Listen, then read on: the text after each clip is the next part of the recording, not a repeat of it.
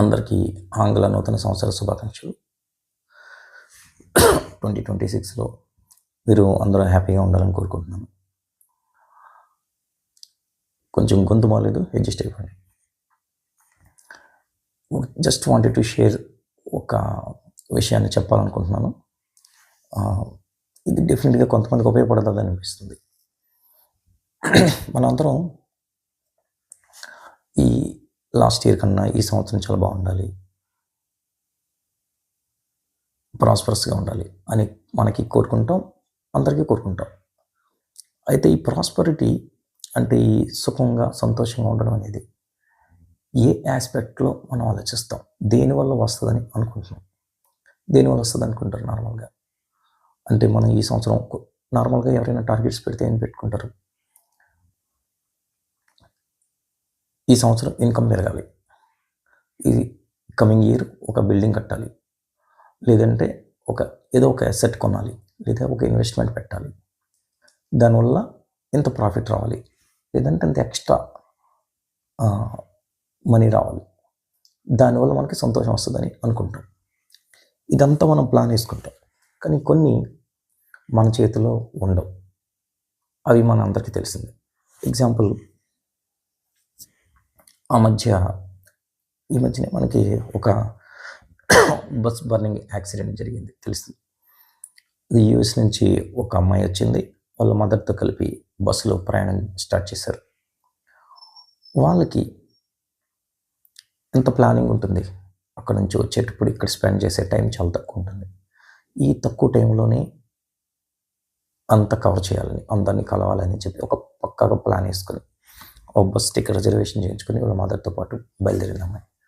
But ఏమైంది, పాపం దురదృష్టవశాత్తు బస్ కాలిపోయి చనిపోయారు ఇద్దరు. అంటే ఏంటి, మన కంట్రోల్ లేకుండా కొన్ని అంశాలు, కొన్ని విషయాలు ఉంటాయి. వీటిని మనం పరిగణలోకి తీసుకోకుండా మనం ప్లాన్లు వేసుకుంటాం. అబ్నార్మల్గా జరగదు, అన్నీ సాఫీగా జరిగిపోతాయి అని అనుకుంటాం, ఇంత చక్కగా ప్లాన్ వేసుకుంటాం. But what about the unknown factors which are controlling us? దాన్ని మనం ఎంతవరకు దానికి ప్రిపేర్ అయ్యి ఉన్నాం? ఫర్ ఎగ్జాంపుల్, మనం వెహికల్, బైక్ పట్టుకొని లేదా కారు పట్టుకొని మనం ట్రావెల్ చేయాలనుకున్నప్పుడు పెట్రోల్ ఉందో లేదో చూసుకుంటాం, లేదా డీజిల్ ఉందో లేదో చూసుకుంటాం, బ్రేక్స్ బాగా పనిచేస్తున్నా లేదో చూసుకుంటాం, ఎంతవరకు వెళ్తున్నాయని చూసుకుంటాం. ఇది కొంతవరకే మన కంట్రోల్లో ఉండేవి. మరి మన కంట్రోల్ లేని వాటి గురించి ఏమన్నా ఆలోచించారా? ఆలోచిస్తాం కొంతవరకు. ఎలా? ఇన్సూరెన్స్ చేసుకుంటాం. ఇన్సూరెన్స్ వల్ల వచ్చే బెనిఫిట్ ఎవరికి? మనం పోతే మన డిపెండెంట్స్కి. మరి మనకి ఎవరు ఇన్సూరెన్స్ చేస్తారు? మన జీవితానికి ఇన్సూరెన్స్ ఇది ఎక్కడ లేదు. ఈ టార్గెట్స్ అంటే మనకి ఈ ఇన్సూరెన్స్ ఎలా వస్తుంది, ఎక్కడి నుంచి వస్తుంది, ఇది ఏం పని చేస్తే మనకు ఆ ఇన్సూరెన్స్ వస్తుంది? ఇది మనం ఎప్పుడైనా ఆలోచించారా? మనం ఈ ఫిజికల్ టార్గెట్, జాబ్లో ఒక ప్రమోషన్ రావాలి, లేదంటే ఒక ఇల్లు కట్టుకోవాలి, ఇలా టార్గెట్స్ పెట్టుకుంటాం. కానీ అంటే శారీరకంగా ఒక ఎక్సర్సైజ్ చేయడం, బాడీ పర్ఫెక్ట్గా ఉండాలనుకోవడం కొంతమంది తీసుకుంటారు. మానసికంగా కొంచెం సైకాలజీ తెలిసే వాళ్ళు మానసికంగా ఇంప్రూవ్ అయ్యి ఈ సంవత్సరం నుంచి నేను బాధపడకూడదు అంటే ఏం చేయాలి అని చెప్పి దాని గురించి కొన్ని టార్గెట్స్ తీసుకుంటారు.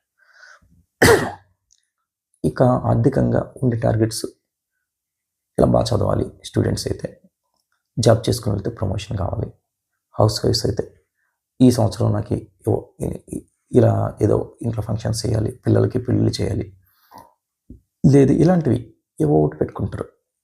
వీటి అన్నీ కూడా మన లిమిటెడ్ కంట్రోలే మనకుంటుంది. అన్లిమిటెడ్ కంట్రోల్, అన్నోన్ కంట్రోల్ వాటి మీద ఉండదు. మరి దీన్ని ఎలా అడ్రస్ చేయాలి అంటే, మనకి తెలియని ఈ మెకానిజం ఉంది కదా, it is governed by God. అది దేవుడు అనుకోండి, లేదా ఏదో ప్రకృతి అనుకోండి, లేదా ఇంకేదైనా పేరు పెట్టుకోండి. చాలామంది చాలా రకాల పేర్లు పెడతారు.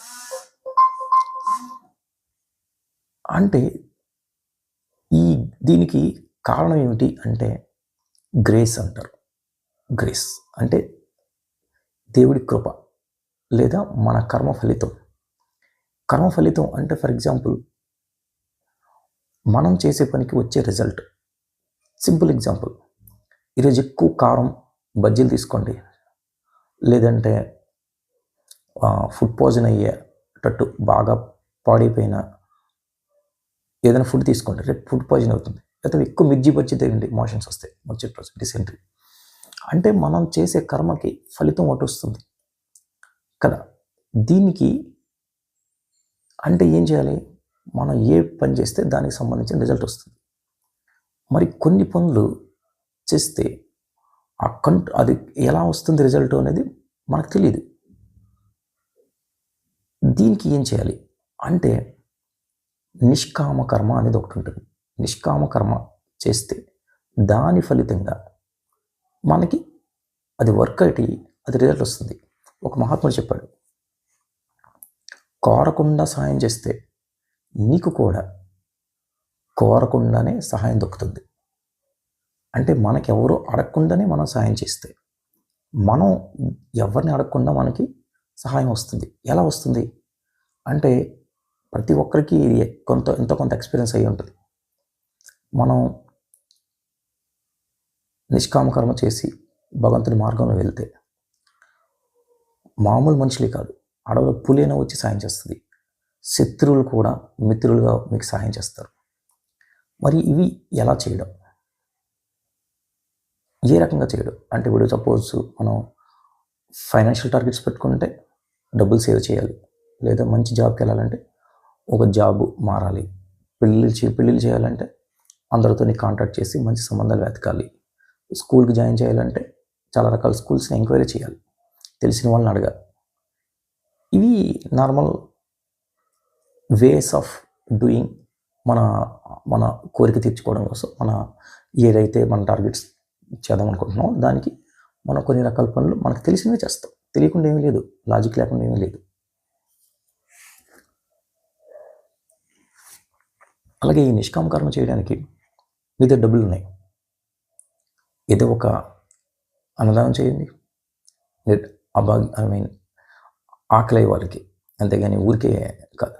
లేదా ఒక సామూహిక పూజలు కార్యక్రమాలు చేయించండి, ఇతరులకు మేలు కలిగేవి.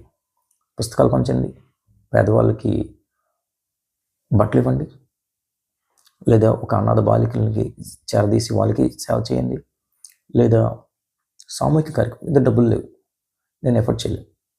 ఎవరైనా చేసే కార్యక్రమంలో మీరు శారీరక శ్రమతో సేవ చేయండి, బాత్రూములు కడగండి, కూరగాయలు కొయ్యండి, లేదంటే ఒక పందిళ్ళు వేసి టెంట్లు వేయండి, లేదా 10 మందికి పుస్తకాలు అంటే ఆధ్యాత్మిక పుస్తకాలు ఏమైనా ఉంటాయి వాటిని డిస్ట్రిబ్యూట్ చేసి సబ్స్క్రిప్షన్స్ తెప్పించండి. మీరు చేయాలనుకోలే కానీ భగవంతుడు మనకు 1,00,000 మార్గాలు ఇస్తాడు, ఎలాగైనా చేయొచ్చు చేయాలనుకుంటే. ఇది మనకు పుణ్యం, ఇది సంపద. ఈ సంపద మనని చాలా ఎక్కువగా రిజర్వ్ అయ్యి అది మనకి ఫలించి మనని ఎప్పుడు ఎలా కాపాడాలో భగవంతుడు మనకి ఆ విధంగా అప్పుడు అలా కాపాడుతాడు. ఇది మనం అడగక్కర్లేదు, ఏమీ చేయక్కర్లేదు. ఇది ఇన్వెస్ట్మెంట్. డబ్బులు ఒక్కటే కాదు ఇన్వెస్ట్మెంట్, మన నిష్కామ కర్మ, సేవ, ఇవి కూడా ఇన్వెస్ట్మెంట్సే. దీనికి ఈ సంవత్సరంలో 2026లో ఎన్ని గంటలు లేదా ఎన్ని రోజులు దీనికోసం చేద్దాం, పెట్టుకోండి, చేయండి. ఇది ఎందుకు చెప్తున్నానంటే నేను ఒక టార్గెట్ ఇలాంటిది పెట్టుకున్నా లాస్ట్ ఇయర్.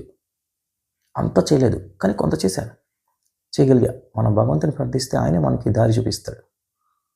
అయితే ఈ చేసే క్రమంలో మీకు అంటే ఆ పని వల్ల మీకు ప్రత్యక్షంగా మీకు కానీ మీ డిపెండెంట్స్కి అంటే మీ బంధువులకి కానీ మీ పిల్లలకి తల్లిదండ్రులకి ఏ రకమైన ఉపయోగం ఉండకూడదు. అది కేవలం మా వ్యక్తులు అనుకునే వారికి కాకుండా అందరికీ ఉపయోగపడాలి. అందులోనే వాళ్ళకి కూడా ఉపయోగపడితే ఓకే, డజంట్ మ్యాటర్. అయితే ఈ పని చేసేటప్పుడు, నిష్కామకర్మ చేసేటప్పుడు, ఏదైనా మంచి పని చేసేటప్పుడు మనకి డెఫినెట్గా అడ్డంకులు వస్తాయి. అపవాదాలు వస్తాయి, నిందలు వస్తాయి, తిట్లు వస్తాయి, అనుమానాలు వస్తాయి. వీటికి సిద్ధపడి మాత్రమే చేయాలి. ఇవి సిద్ధపడకుండా వీటికి నేను అన్నీ నేను నాకు అడ్డొస్తుంది కాబట్టి నేను చేయలేదు అంటే అది ఎప్పటికీ చేయలేరు.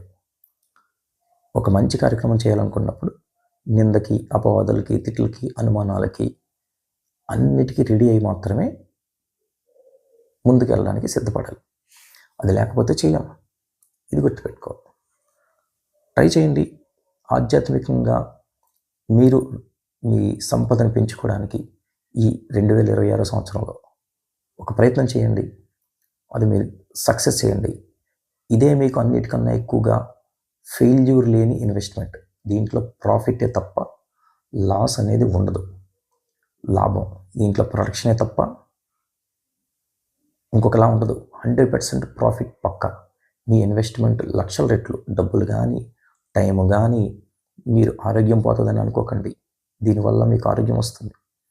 అన్ని బెనిఫిటే, ఎక్కడ నష్టం ఉండదు. ఎందుకంటే ఇది నిష్కామ కర్మ. దీనికి రిజల్ట్ ఖచ్చితంగా వచ్చి తీరుతుంది. ప్రయత్నించండి. Good luck for everyone.